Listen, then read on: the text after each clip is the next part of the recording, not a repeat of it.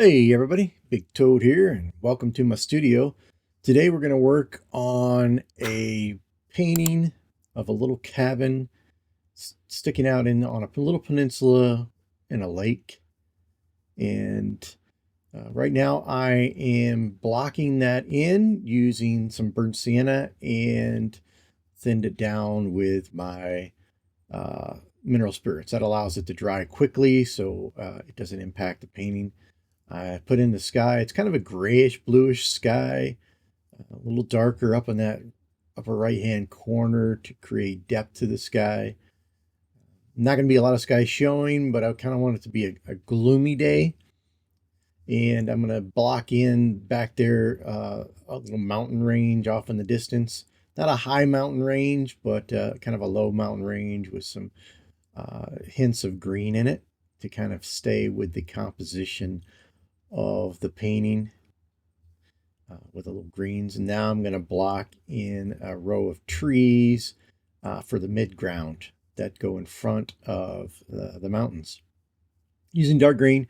Now, what I started with my dark green is pretty much that working with greens exercise. I used ultramarine blue and my yellow ochre to start with the greens. Now I just have a brown that I mixed up. I basically just lightened up a burnt umber for that. You can do just about any brownish color you mix up to just block that in. I did remove the little dock that I put there. I just felt it was a little inactive, and I thought the boat that I'm going to put in later would be better. So now I'm blocking in the tree leaves with that dark green from the ultramarine blue and yellow ochre. And then I will work to lighten that up, give it some depth and shadow and shape later. I want a dark foreground, and I want that right side to feel dark. Then I'm going to lighten up towards the center of this painting to draw your attention to the center area around the cabin and the water. Blocking in the cabin using various shades of brown, putting a little gray in there for a stone chimney, and just kind of working in some lighter colors of the browns with a little titanium white to lighten it up and create a three-dimensional view of that cabin. And I work on and off through the painting on the cabin, bringing in various colors and putting shape and trying to get depth in it. And the foreground on the little island or the peninsula there, putting in some greens and some browns and breaking up that color with a little gray, like there's a little gray walkway, lightening up the side of the tree where the sun's coming from. And that allows me to then show the darkness on that side of the cabin on the right. Now I'm going to block in with the kind of grayish bluish color for the water, kind of reflection of the sky. And again, that water, I'm going to change the shade of that water here in a little bit. I want a little more aquamarine blue than I have here. But this block in, and I'm putting in some shadows and some shapes, some contour, which I'll be able to keep in the water. And it makes a good background coloring for the painting. And it does take away the white.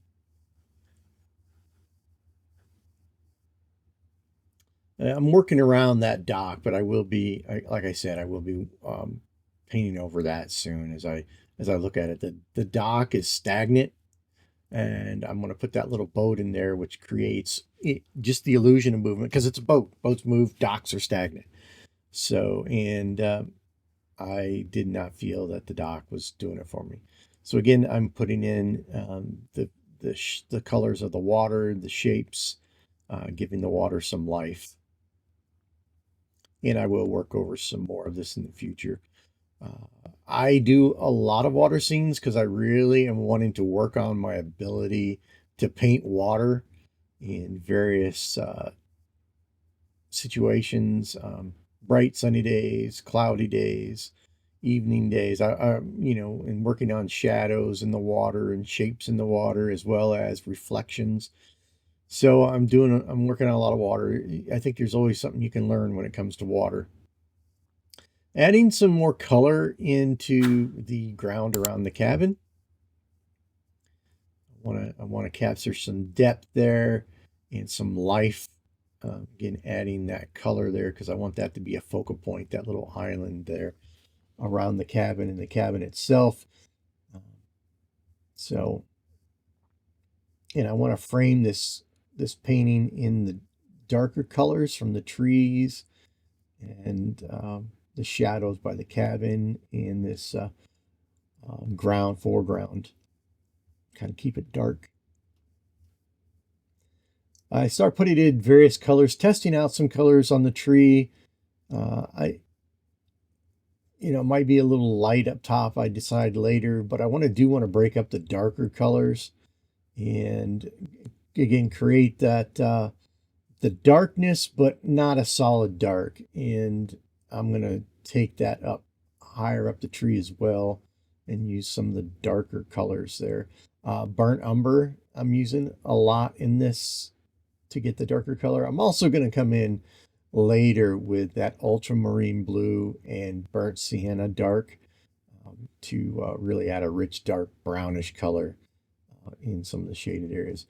I'm going to bring in some lighter color along that shore. Kind of, you can't really see where the shore hits the water. This is supposed to be a raised bank, but I do want to create that kind of illusion of maybe some sandy dirt around the edge of the shore right there at that low spot. Here I'm bringing in some of that ultramarine blue to create some darker darks there. And I want to bring some dark color in along the far shore of the lake.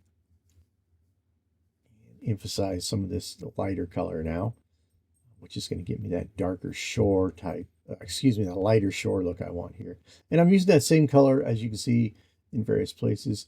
I'm going to add now some depth, some shape and contour to the trees, bringing in the various shades of green. Again, those are based off of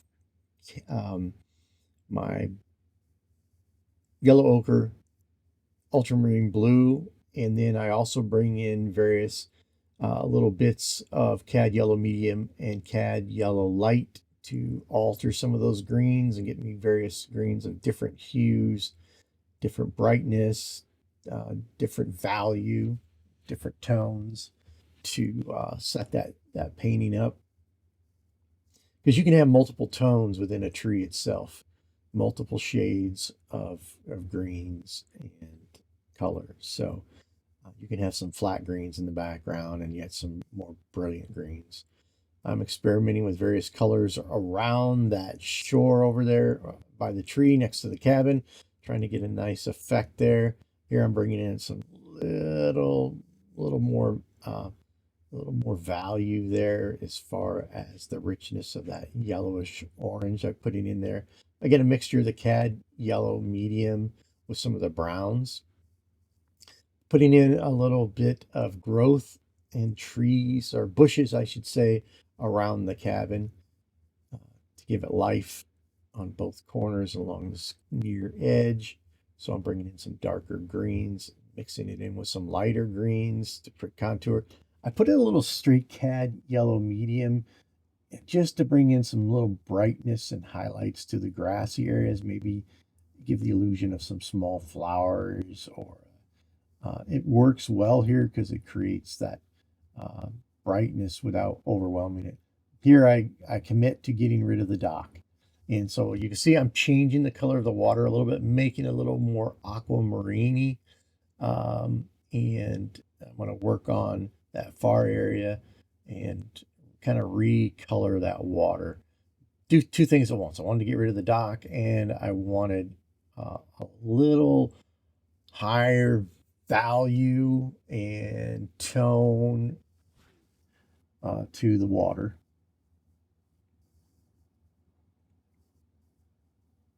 So I'm going to start working on the boat now. I start with kind of a whitish gray. Just start blocking it in and shaping it out. I want to get the shape of that boat down so that the bow, the back end of the boat is setting in the water. The front end is on the shore, holding it in place.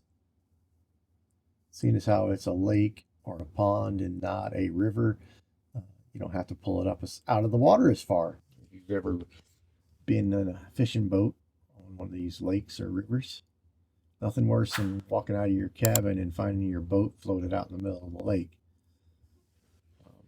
I thought about I could have put in the details of maybe of a little anchor rope coming out, tie it off. But I figure at the distance we're at, I didn't need to add that type of detail in. But you could have. So I work on the color on that boat. Not exactly sure what I wanted it to look like as far as the coloring. So I try little colors. Now I'm going in with a little bit more yellow in there. I don't want to make it overly bright and make it pop out too much, but I do want to get it away from just being a flat brown or just a white. So I decided to go a little yellow, putting in some dark shoreline around the boat, maybe getting a little shadow off the front of the boat.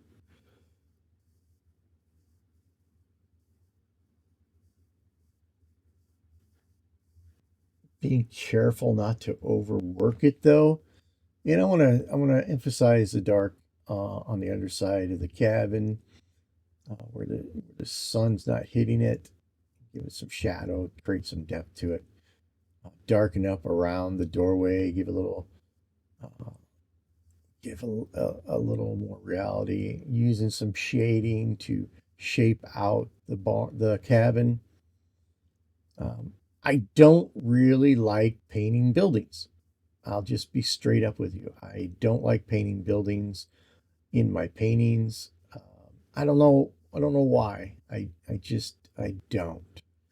And so that's something maybe I need to do more often. Maybe I don't like it because I don't do it enough. I don't know. I when I do the landscapes, the wild, I maybe way off in the distance, the buildings are okay, but I don't like getting too close to them. I like trees. I like fence posts. I like lakes and rivers and streams and roads and trails.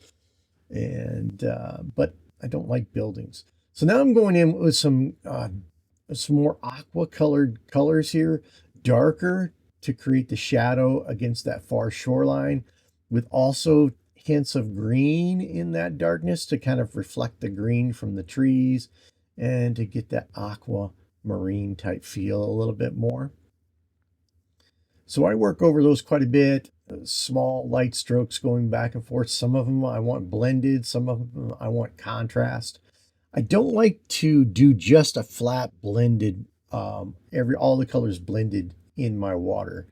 Uh, while I know a lot of painters do that, I like to break it up. I like to have some blended color, and then I think it's pretty to have some of the colors just be more cut in there. You know, a more natural looking, not painting, but just the brush stroke to show up, just a tiny uh, edge of color.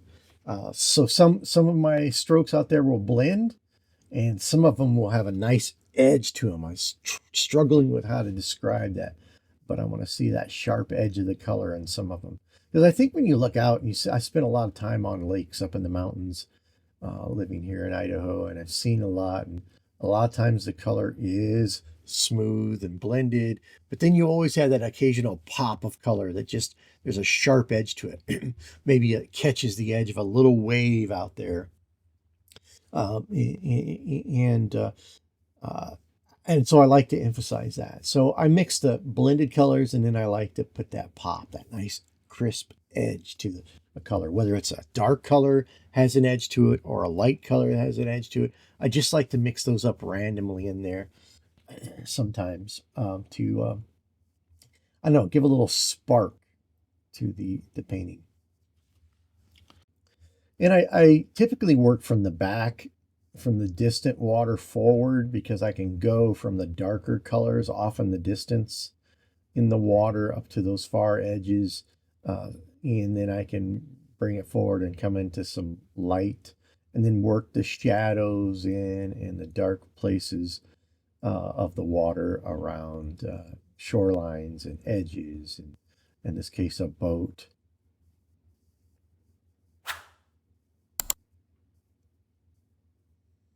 I like to bring a lot of life to my water. I like to break it up a lot, and with lots of little color shifts and changes. That it's fun for me to do that when I paint.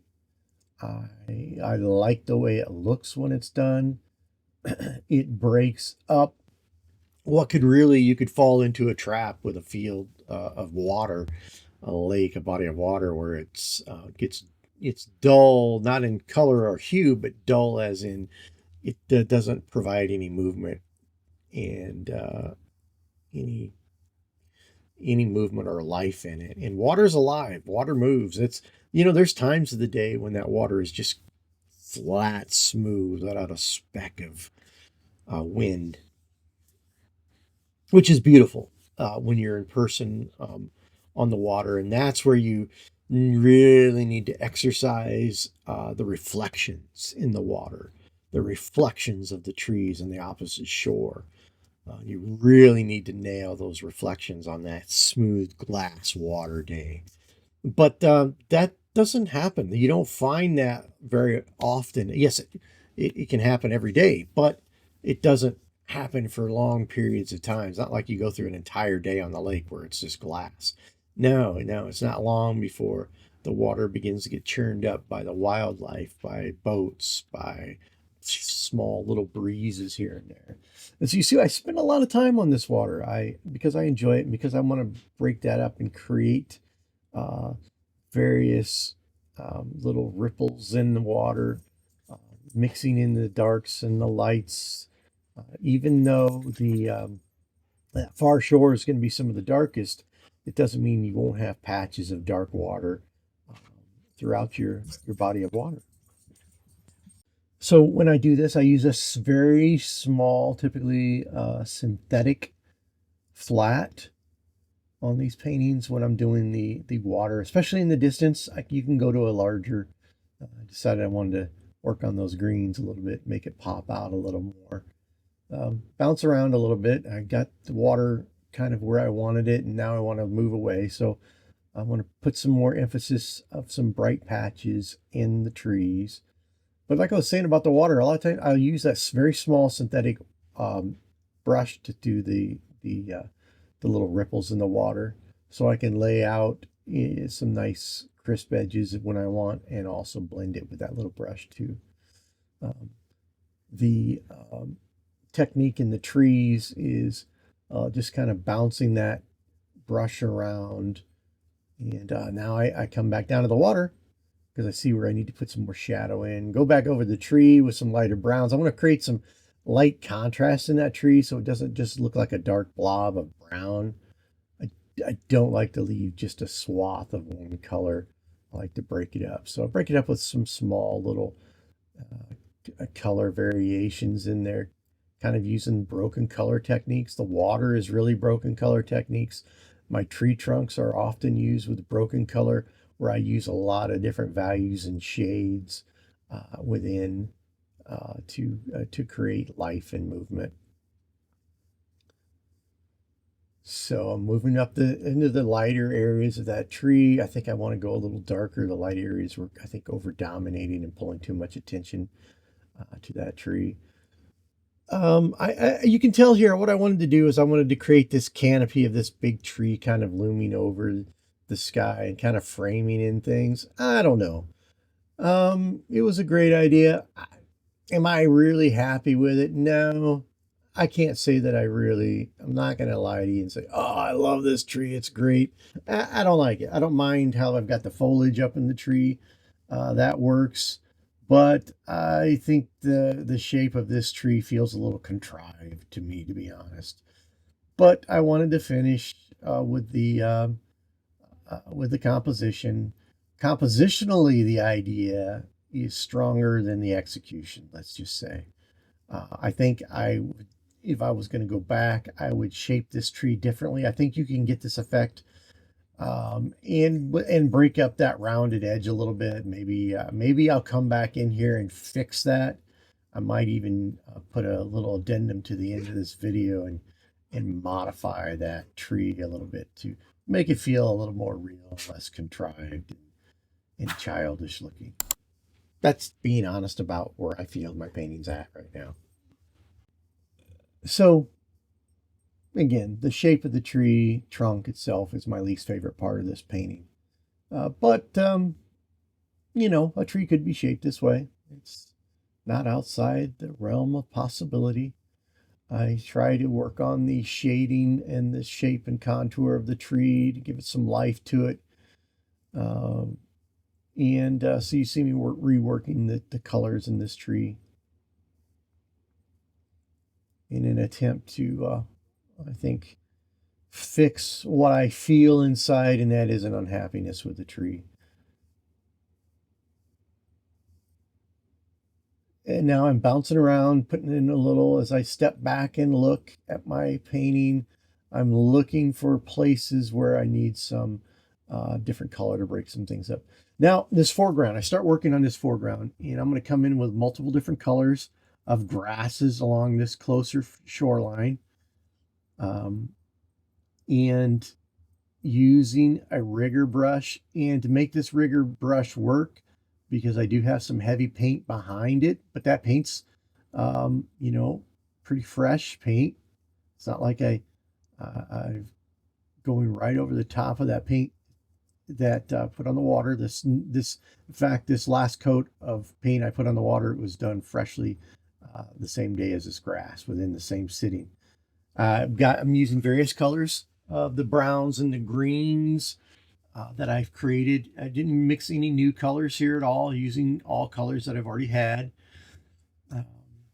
You know, I like the way this grass is turning out now. See, I started with some different various colors, and the grass closest to us, I'm making very dark because I want to create depth within this patch of grass that I'm creating, and frame this picture with some nice, really dark color around the edge of this area. So you see, I started with a darker brownish, went to some lighter green in the middle, and now and then I went in with some really dark ultramarine blue and the burnt sienna type colored grass to create depth even into that little patch of grass, because it is so near. So I want to spend a little extra time. And really, what that pointy grass coming up with those different colors, that grass kind of acts like a barrier.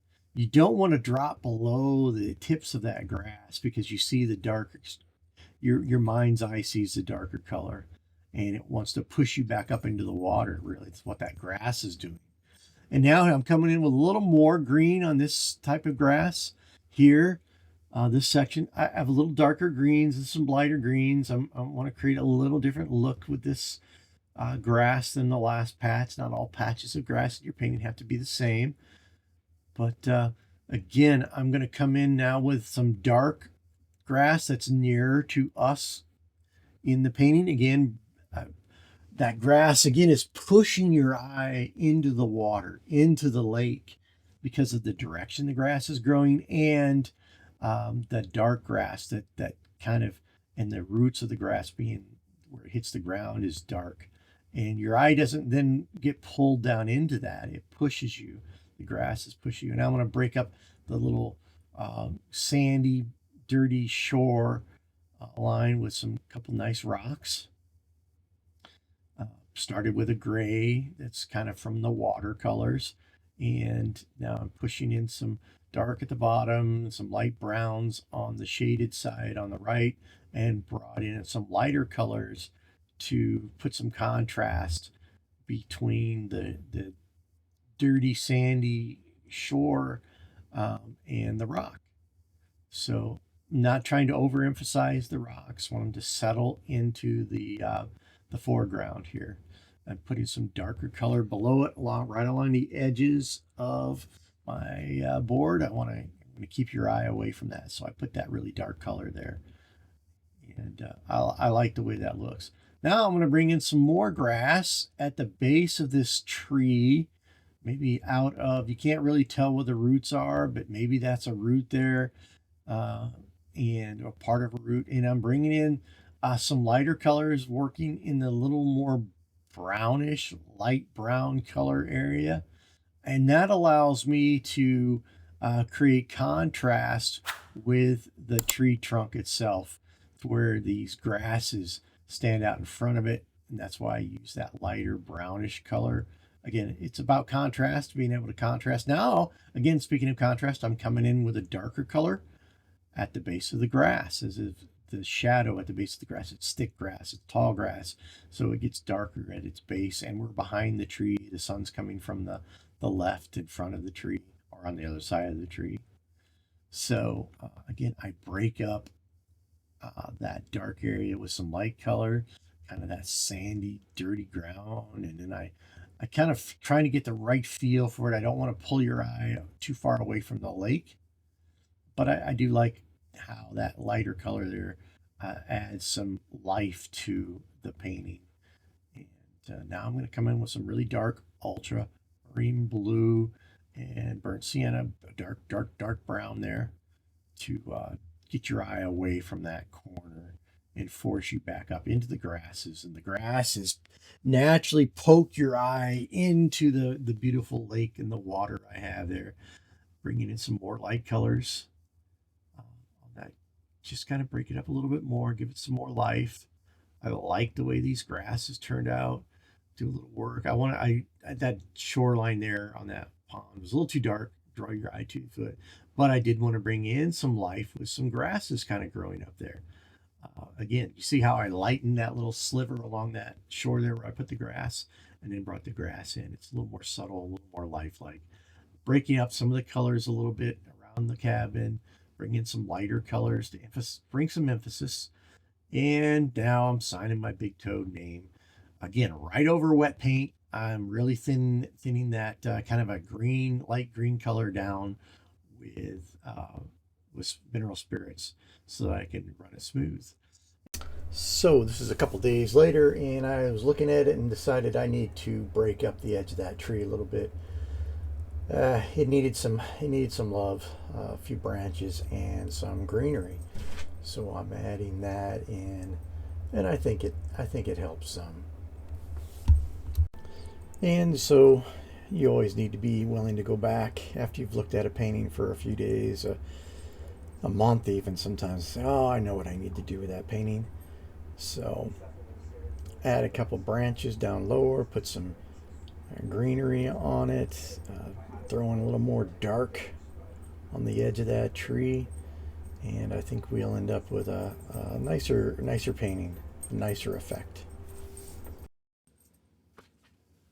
Throwing various colors of green into the tree, and bring this branch down lower to the ground and break things up a little bit.